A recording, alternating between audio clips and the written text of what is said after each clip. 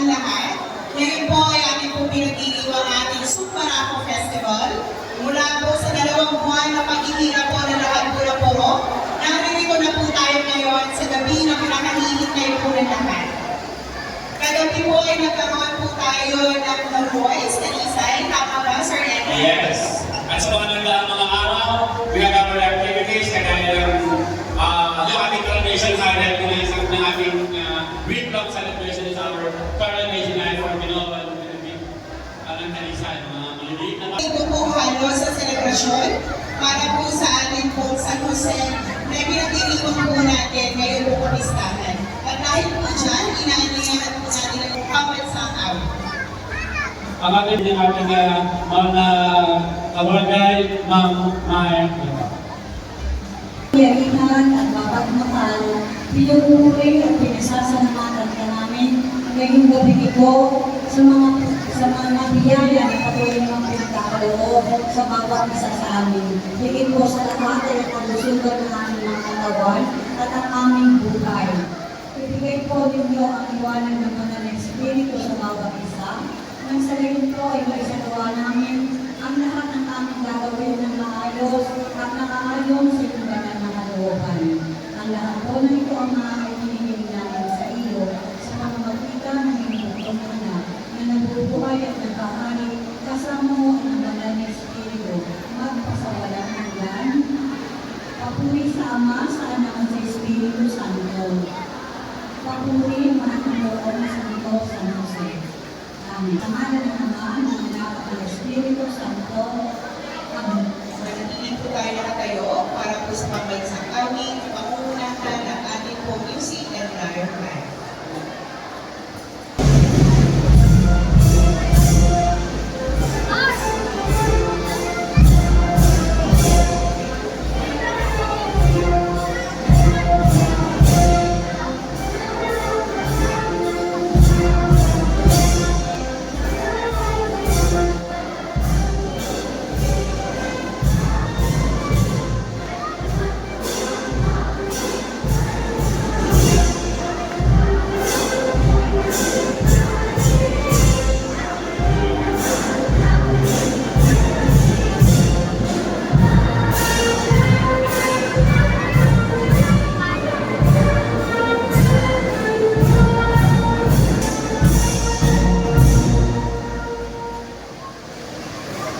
Makakaupo na po tayo lahat.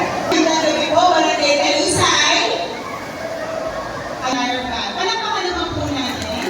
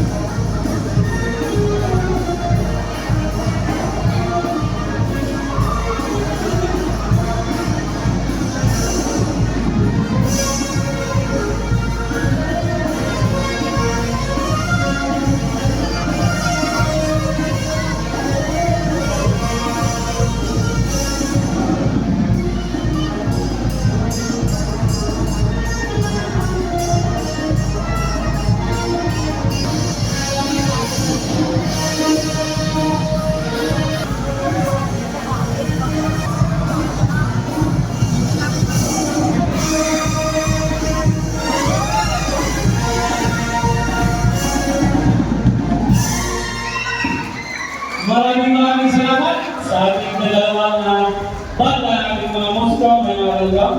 At ngayon naman po, hindi po magiging buo ang ating pong selebrasyon kung wala po ang ama ng Barangay Dalisay na talaga naman po buong lakas na itinatawid po ang araw-araw na activity ng ating pong Super Ako Festival. So in behalf po ni Honorable Leonardo Ludicio, unfortunately po talaga po wala na pong boses ikaw dahil po sa pagod sa celebration, may we call on ang ating pong ina ng Barangay Dalisay, Ina Chona Novicio. Bakit po natin?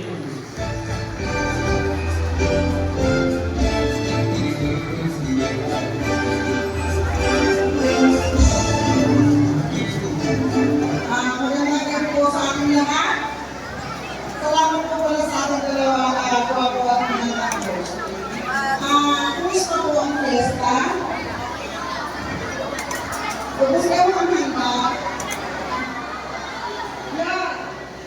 Mula po kay Kapitan, dahil po yung nasabi ng ating host, pasensya na po kayo dahil talagang wala ng boses. Naubos na po sa 1,000 celebration. Ano po? So lahat po nagsasabihin po ngayon ay galing sa kanya, itinuro niya sa aking bago ko para sa inyo. Unang-una po ay ang masasalamat sa inyong lahat. Sa lahat ng narito, sa inyong pamilya, saan man dako ng mundo. Dahil naniniwala po kami sa sanggunian at sa bunuo ng 2025 Barangay Dalisay Fiesta Executive Committee na ang lahat ng ating mga activities simula noong 15, 16, 17, 18 at ngayon na, lalo na ang mga naging activities natin para mabuo ang ating mga banderitas. Ang lahat ng iyon ay hindi magiging posible kung hindi dahil sa pagtutulungan natin lahat. Ano pa? Ipinahakot din po niya ang pagbabalik kay Chairman Hede Sagalang at sa kanyang mga kasama na talaga naman gano'n na lang ang pagka-agresibo. Nakita din nila kung paano ang term niya po ay kung paano ang naging pagsusunuran ng Fiesta Executive Committee. Kumbaga po ay lahat ng kilos nila ay synchronized, lahat ng kilos nila ay nag-aim na maging maganda ang kakalabasan ng lahat ng kanilang pinlano at isinagawa na ng mga nakaraang araw. Ano po? Ganyan din ang pagsuporta ng siyempre ng mga konseho dahil kung hindi naman din mo dahil kita-kita lang ang ating lahat na kung hindi dahil sa masisipag natin konsehal at barangay functionaries, hindi rin naman magiging successful ang kahit anong event. Ano po? At isa pa po, isang espesyal na masasalamat hindi lamang sa mga taong narito sa barangay, kundi siyempre ang mga kapamilya natin na nasa ibayong dagat. Bakit po ang hindi? Alam namin sa sanggunian at ninyo na lahat ng ininutustos natin sa lahat ng ating mga naging activities ay sa tulong ng mga bukas palad at talaga naman napaka-generous nating mga OFW. Kaya isa pong palakpakan para sa kanila. Sa tunay po, hindi malubos maisip kapag nagpepento ng kanyang mag-asawa. Simula sa naging process ng ating mapipilo at minimita ng Dalisay, sa mga nakolekta ng bawat kalye na itinustos sa ating banderitas, sa lahat ng ginagastos, sa lahat ng mga activities na ginawa, daming pera ng mga Dalisay. Ano po? Pero, kung hindi nakakaisa ang taga-barangay, kahit pa ang dami ng pera ng mga taga-barangay na yan, imposible na makagawa tayo ng mga gandang event. Hindi po ba? Ayun. So yun po.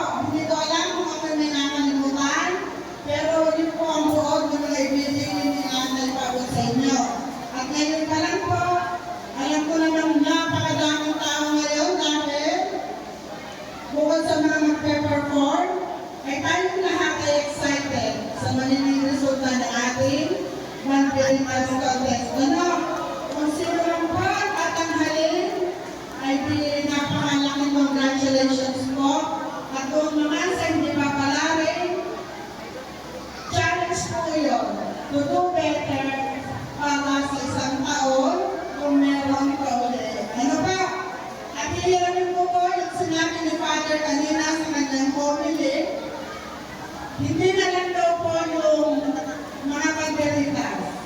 Yun daw pong naging pagkakaisa ng buong barangay. Doon pa lang daw po ay napaka-verilong na ng barangay Talisay. Sinabi niya po, baka hindi kayo nakasimba.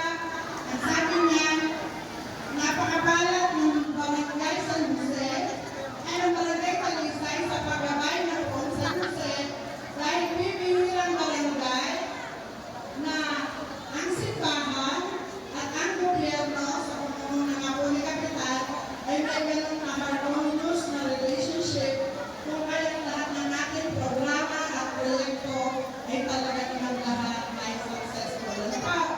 So yun lang po, maligayang fiesta po sa ating lahat at congratulations sa mga nagkumakayan. Salamat. Maraming salamat po, Captain John Animation and Kapitan Leonardo Innovation. Yan, napakagandang mensahe para sa ating lahat.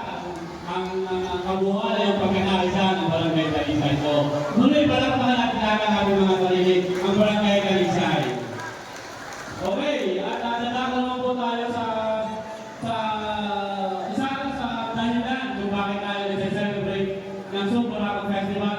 And para po sa kalaman lahat, bakit daw, di ba bakit daw po Sumburako Festival? So, yung Sumburako is like Suman, at kami Barako, which is yung Suman at Tamales is tayo bilang mga Talisay. Eh, kilala na rin sa ibang lugar, sa Lipaw, sa salot ng ating mga Suman. So, yun po, yung parang naging theme ng ating fiesta. Ay, dalawang buwan simula po noon, hanggang ngayon ay ating pinagdiriwang. At bilang nga po sa isang dahilan ng ating celebration, nandako po tayo ngayon sa pagpaparangal kay Bong San Jose. So, ito po ay ang pag-aalay ng mga kandila. So, tinatawagan ko po ang ating mga representative mula sa ating Barangay Pampulong Council. Pumunta po lang po kayo doon sa Benharapan para bumubusan namin ang pag-isindi at pag-aalay bilang pagpaparangal kay San Jose.